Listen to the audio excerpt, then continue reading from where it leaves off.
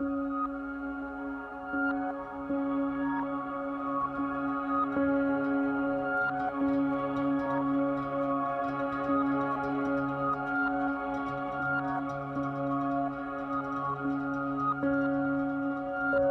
get that question all the time from clients, from community members, from potential clients. That is the most common question, believe it or not. What do you guys do? They've come from a different country and find that at first they have to adapt.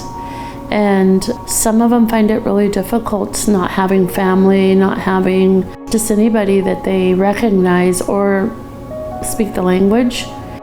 The Latino Community Association provides a cultural specific services.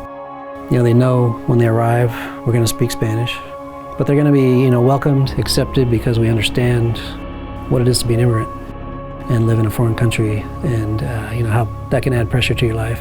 And if you come to a space where people understand that, that pressure just goes away. Many clients that come here, they identify as, oh, well, we finally found someone that looks like me, and we don't feel alone anymore. We feel like we can trust someone. These are life-saving, life-changing opportunities that LCA is offering to their clients. They do a lot of stuff. Like it's amazing to from translation, citizenship to license to advocacy to recreational opportunities for youth. All this huge spectrum, right, of services.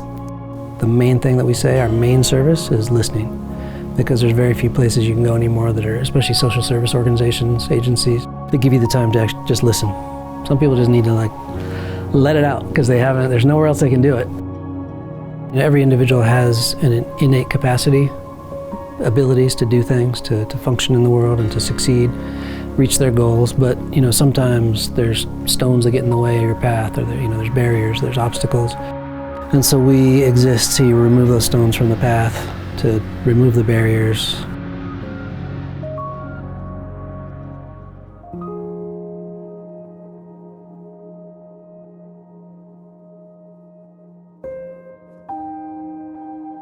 At the beginning of the pandemic, I recall that as you heard the phone ringing, even now, it was ringing 20 times faster and 20 times more every day.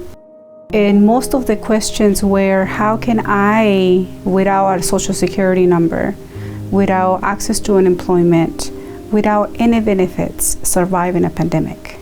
How can I? Where do I go for food? Where do I get money when I'm laid off? I have no resources. The default in the pandemic was to get everything virtually and do everything virtually, which I think is great, but I think a lot of folks don't understand that is very difficult for families, especially in the Latinx communities, to be able to have access either to a device that is capable, that has a camera to get online, and or even have Wi-Fi to do that stuff. The biggest difference is we had to almost immediately kick into an advocacy role, speaking up for our client community and families, making sure other people knew this, and they didn't. Most people we spoke to, they were like, are you kidding me? They're not getting any stimulus payments, no unemployment, people just don't know. And then the other big change was we shifted to direct cash assistance. We'd never done that before. And we started to provide direct cash assistance to those families who were being excluded from all the other benefits and relief that everybody else was receiving. And we've been doing that ever since May of 2020. But we never stopped working. We never stopped trying hard. I think that's when we all came on full board to ride this COVID pandemic, and we have been in these crazy waters ever since then, and it seems like the longer it lasts, the stronger we grow.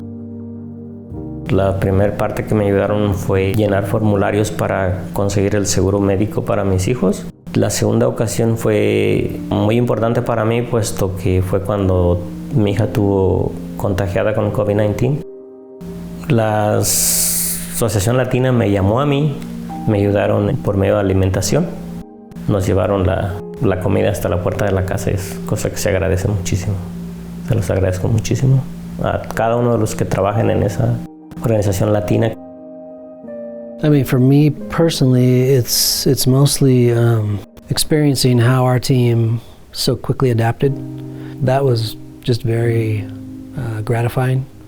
And then watching our team, our staff, just, you know, everybody in the first like month and a half, 2 months, we had everybody, regardless of their role in the organization, everybody shifted, got trained in this cash assistance, you know, navigation, and everybody was working together on that and nothing else.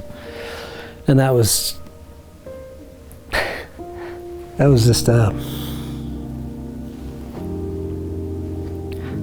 beautiful, excuse me, beautiful thing to experience.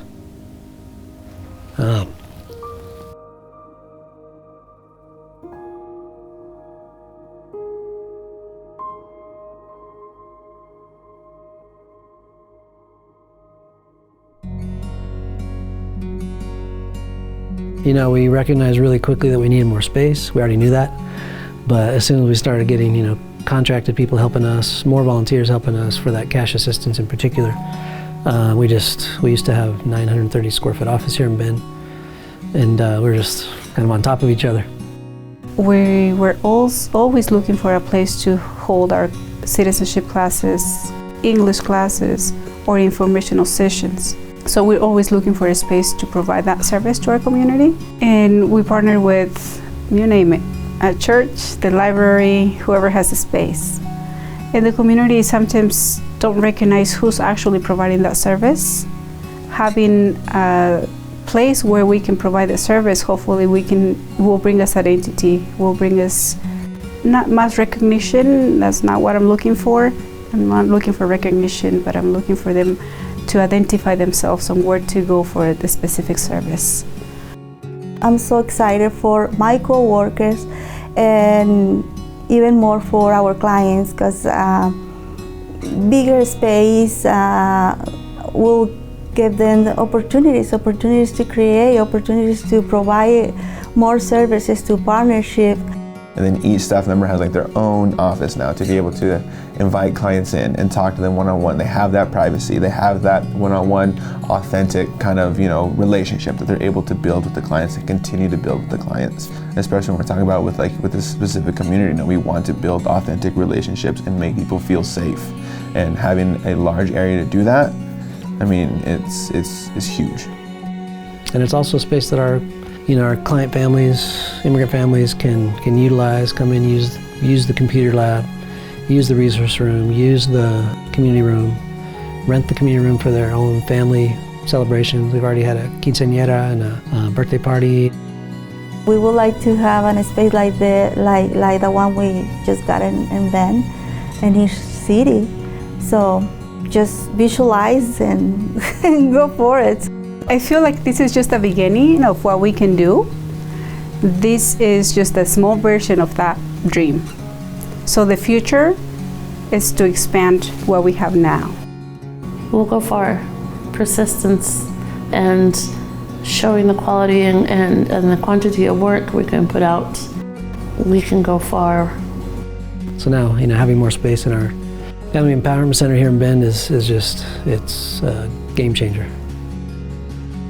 And it's honestly, it's like a whole energy changer. There's just way more synergy, way more excitement. You know, you just start to dream, like, what can we do in this space?